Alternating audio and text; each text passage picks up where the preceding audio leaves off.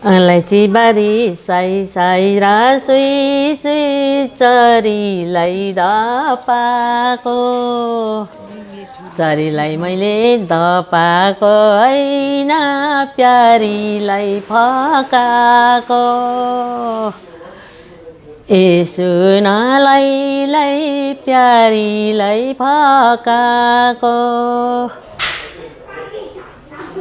Thank you मेरो नाम रिना राई हजुर अन्त म स्टुडियो माटो हामीले स्टार्ट गरेको अन्त यो हामीले स्टुडियो माटो 10 साल अगाडि स्टार्ट गरेको थियौँ नाम्चीमा अन्त अहिले यहाँ पाक्योङमा तपाईँ यहाँ पाक्योङ स्टुडियोमा आउनुभएको छ यो चाहिँ हामीले भर्खरै 6 महिना मात्रै हुँदैछ हामीले स्टार्ट गरेको र यो पाक्योङमा चाहिँ हामीले किन गरेको भन्दाखेरि चाहिँ बिकज इट्स प्रोक्सिमिटी टु गान्तोकबाट धेरै एन्ड देन इस्टमा बिकज यहाँ पुरा इन्क्वायरिज थियो कतिजनाले एकदम नाम्ची आउनु नसक्ने है नाम्ची आउनुको लागि एक दिन डल्लै लाग्ने सो फेरि हाम्रो नाम्चीमा चाहिँ one of the major issues that we faced was logistics अब there was not a decent courier service है हामीले सामानहरू बाहिर पठाउनुको लागि we either had to come down to Siliguri or go to Gangtok त्यसले गर्दाखेरि चाहिँ वी डिसाइडेड टु एन्ड पाक्योङमा एयरपोर्टको स्टार्ट हुँदाखेरि चाहिँ we felt that Pakyong would be a very good destination, most importantly because of its proximity to Gangtok and also the tourists, the kind of people that we can cater to. कहिले सुरु गर्नुभएको तपाईले माटो? माटो हामीले 2007 मा start गरेको 2007 मा मैले ट्रेनिङ गर्नु गएँ ट्रेनिङ गरेर झन्डै 6-7 महिना पछाडि म फर्केर आएर नाम्चीमा चाहिँ नाम्ची इज माई एन्सेस्ट्रल अब मेरो माइती घर भनौँ न अन्त पाक्योङ चाहिँ मेरो ससुराली हजुर सो विदिन द्याट 10 इयर्समा I got married and you know we had kids and family and then so in Pakyong चाहिँ मेरो हस्बेन्डको घर so we already had a house here so घर त्यहाँ already छ भन्दाखेरि चाहिँ we said why not do it in Pakyong as well भनेर चाहिँ हामीले स्टार्ट गरेको माटो स्टुडियोमा हामी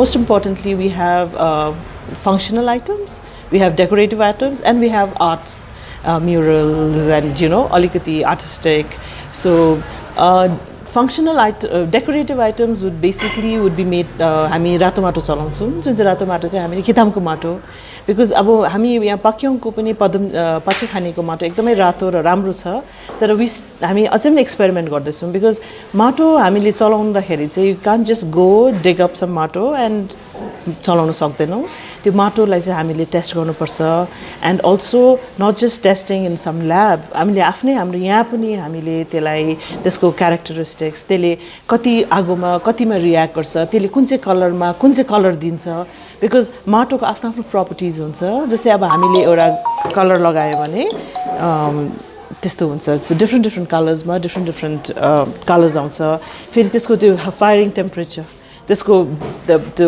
peak firing temperature के हो त सबै बुझ्नुपर्छ त सो we've kind of अब I won't say master but हामीले कितामको माटोलाई चाहिँ अहिलेसम्म हामीले त्यसको त्यो क्यारेक्टरिस्टिक्स सबै बुझिसक्यौँ र we've used that so decorative items decorative items like candle stand flower pots धेरै अरू हाम्रो के भन्छ धूप stand है which is piggy banks these are very popular and but then हाम्रो यो रातो माटोको चाहिँ firing temperature is not very high so firing temperature high नहुँदाखेरि चाहिँ के हुन्छ भने तपाईँले यो मग बनाउनु प्लेट बनाउनु फङ्सनल वेयर चाहिँ बनाउन सक्नुहुन्न बिकज के हुन्छ भने माइक्रोवेभ ओभन सेफ हुँदैन देन फेरि कति कुरामा मोस्ट अफ दिज टेराकोटाको ग्लेजेसहरूमा चाहिँ लेड कन्टेन्ट हुन्छ because of the firing temperature अनि त्यसले गर्दाखेरि चाहिँ lead is very toxic so what we do is when we get functional ware को लागि जस्तै functional भनेपछि mug, plate, dinnerware, tableware so त्यसको लागि चाहिँ what we use is we use a white clay so which the white clay चाहिँ हामीले क्यालकाटाबाट ल्याउँछौँ it's called a stoneware body because it looks like it becomes like a stone after you fire it. And for murals, say it depends on the client's requirement. उहाँले रातो माटो चाहिन्छ भनेर रातो माटोको बनाउँछौँ अब depending on his decor, and if he wants white clay, we give him white clay. I mean, we give them white clay.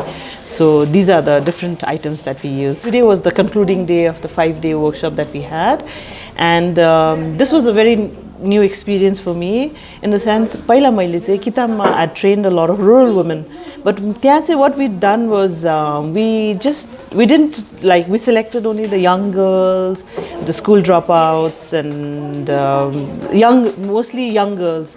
But यहाँ चाहिँ हामीले के गर्यो नि, we just opened it out to anybody who wants to come and do it. And I think your training program stipend was a big attraction to bring them here. But most importantly, I think the curiosity also. Maato ko kaam भन्दा चाहिँ लु के चाहिँ गर्ने हो, अब अचार बनाइरहेको अचारको ट्रेनिङ भइरहेको छ, टोय मेकिङको ट्रेनिङ भइरहेको छ, तर माटोको ट्रेनिङ भन्दा चाहिँ I think they were very inquisitive, and उहाँहरूले एकदम आउनुभयो. And most importantly with me was what I noticed was I worked with like a 71-year-old, एकजना कोमा हुनुहुन्छ, she's 71-year-old, she has 9 grandchilds, and but she wouldn't give up. I mean, I think हामी young generation भनौँ न, हाम्रो generation, we always say that I'm going to retire at 40, I'm going to retire at 50, but when I saw her, I mean, she's 71-year-old, but she was still at it, and most importantly, she would try her best, and she would come up with this amazing designs. And in fact, हाम्रो young girls, ladiesहरूलाई पनि भन्दै थिए त्यो कोमाहरूले हामीलाई एकदम टक्कर दिनुहुँदैछ है भनेर म जिस्काएँ, because they like I was very impressed. That was it was a very new experience for me, because I'd never worked with senior ladies, and I was very impressed, and there were so many things that I would learn from them as well. It was very nice. Chandramaya Subba कति वर्ष पुग्नु भयो हजुर? म 71 त्यसो 71. हजुर अनि कहाँ बस्नुहुन्छ तपाईँ? म यही नाम्चेबुङ लालटनी नाम्चेबुङमा. हजुर अनि यो तपाईले पहिला पनि सिक्नु भएको यो माटोको?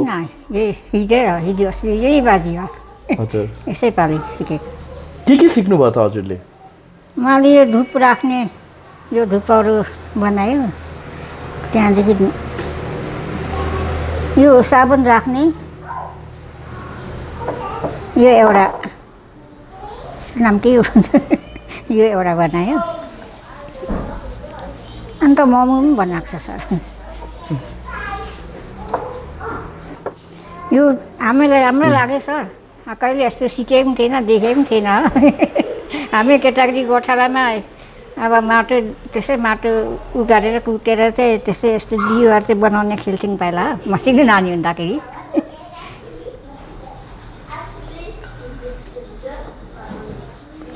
अनि यो यहाँनिर अब यस्तो सिकाइँदैछ भनेर चाहिँ कसरी चाल पाउनु भयो हजुरले?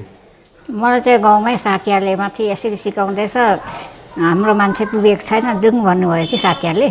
हजुर त्यहाँदेखि आएको नि. अस्ति 6 तारिकदेखि सुरु रहेछ, म चाहिँ 7 तारिक सुने हो.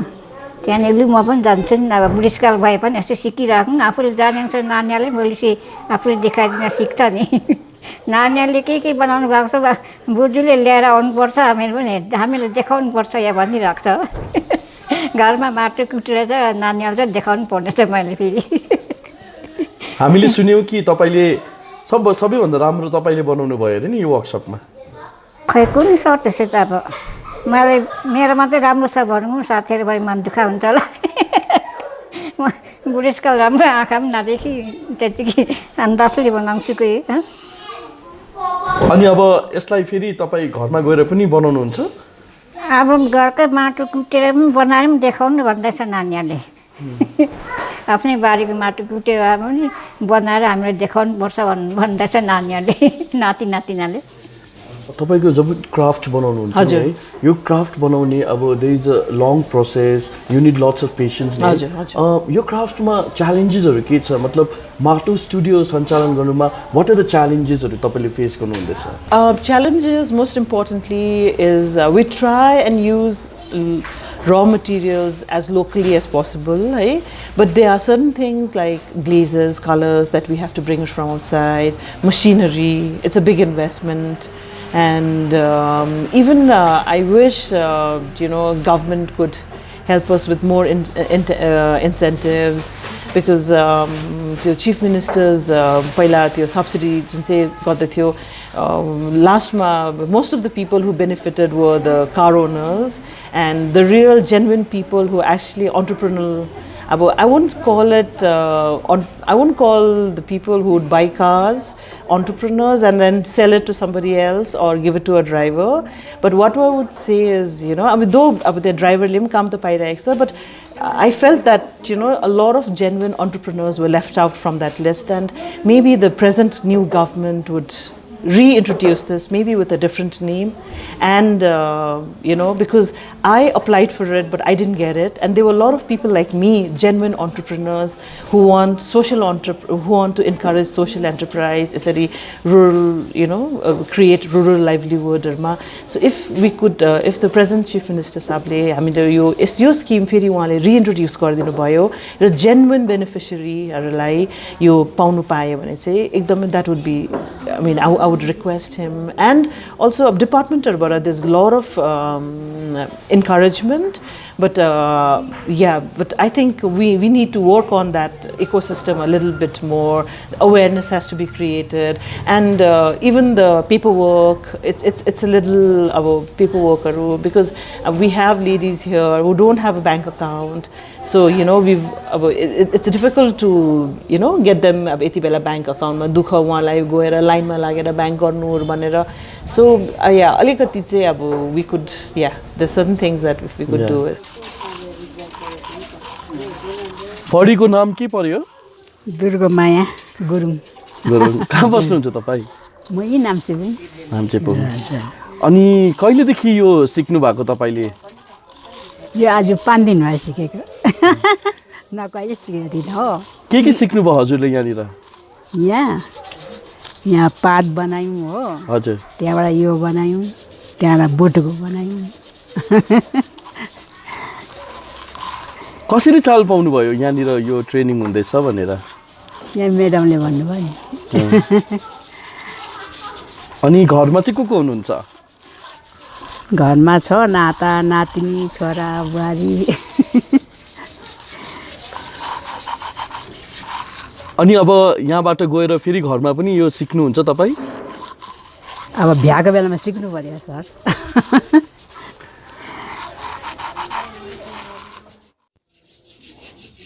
बडीको नाम के हो? अनि गाउँ? गाउँ नाम्चेबुङै हो। कति पुग्नु भयो? 55 पुग्यो। अनि कस्तो लाग्यो त यो ट्रेनिङमा 5 दिन आएर तपाईले धेरै कुरा सिक्नु भयो है? कस्तो लाग्यो त? मजा लाग्यो नि। के सिक्नु भयो? अब यस्तै मोकहरू, अन्त यस्तो सानो सानो भाँडाहरू, अन्त अब साबुन लाउने प्लेटहरू भनेर। आज बत्ती नभएर फेरि अर्को पनि सिकौँ भनेको थियो, बत्ती आयो। अनि यहाँ आउँछु भन्दाखेरि घरको मान्छेले के भनेनन्? जानु भन्छ नि, सिकेर आउनु। हामी त अझै गर्नु पाए त राम्रो हुन्थ्यो।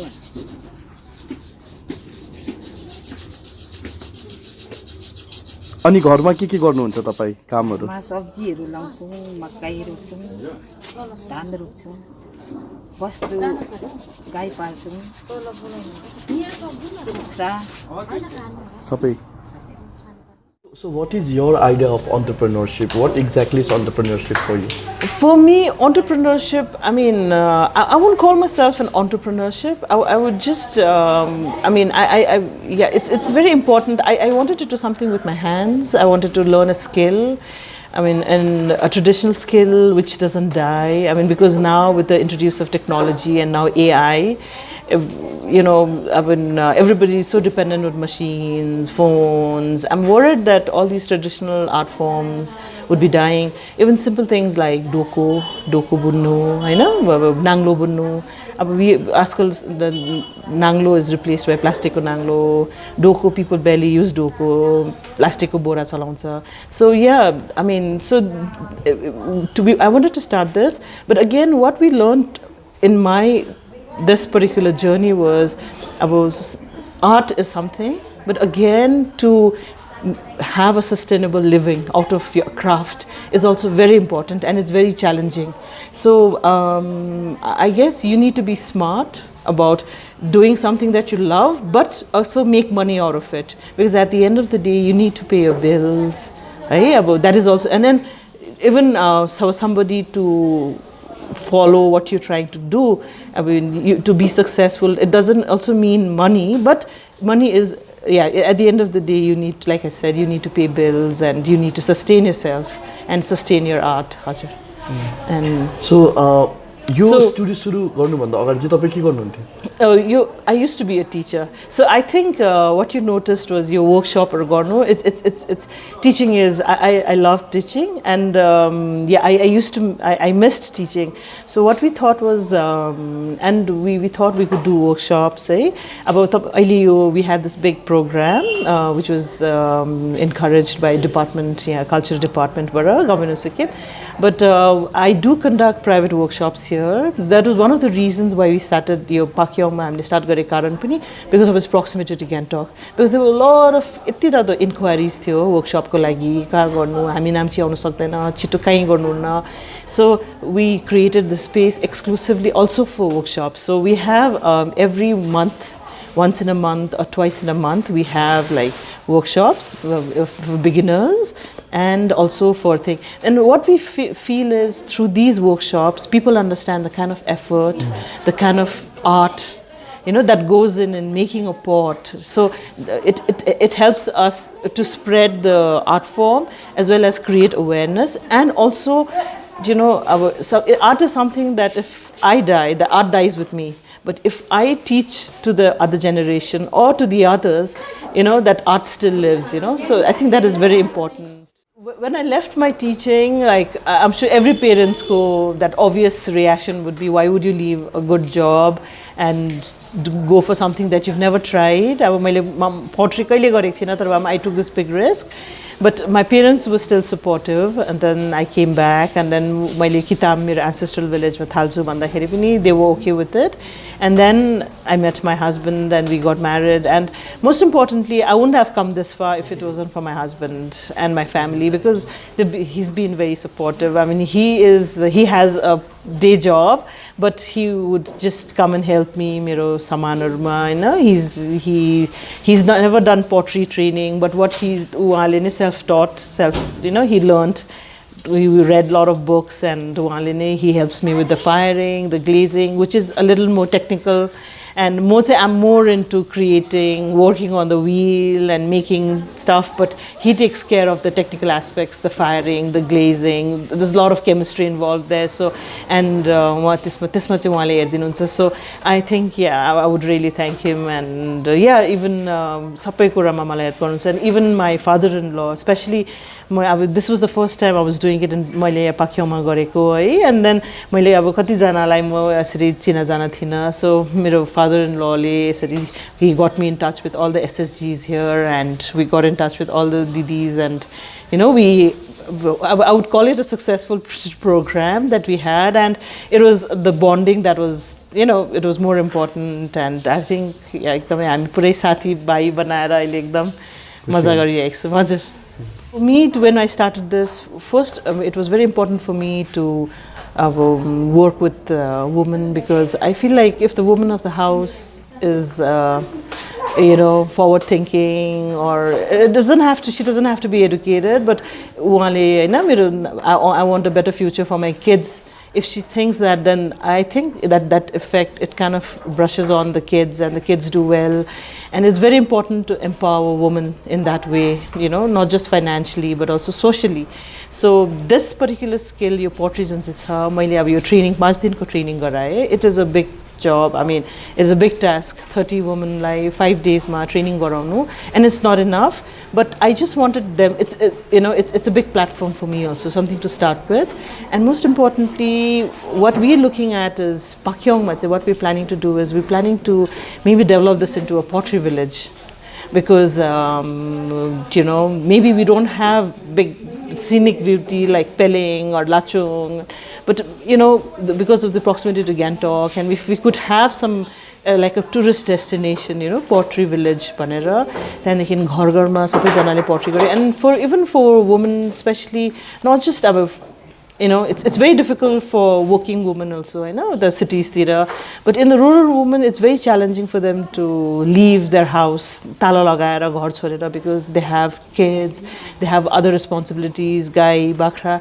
So what I felt was, if we could introduce pottery to them, and we could collaborate with a department, and we could maybe help them get some small microfinance and get them a potter's wheel ल्याएर चाहिँ उहाँले घर घरमा राख्यो, and देखिन उनीहरूले घरमै काम गर्यो क्या. They don't even have to leave their house because उहाँको नानी, family, they have to take care of all that. So घरको काम सकेर बुनेको जस्तै नि अलिकति मैले तपाईलाई भनेर उनीहरूले काम गर्यो. So त्यो गरे नि उनीहरूले अर्डर पनि पाउने, घर पनि छोड्नु परेन. So and they can manage things better. So that's what I feel, and we could turn this into a pottery village, and I think it's going to be very good. Himalaya चोले पल्लापट्टि जोरै हलेसो कोसाते छोडेर जाँदा कटिन्छ कलेजो भयो.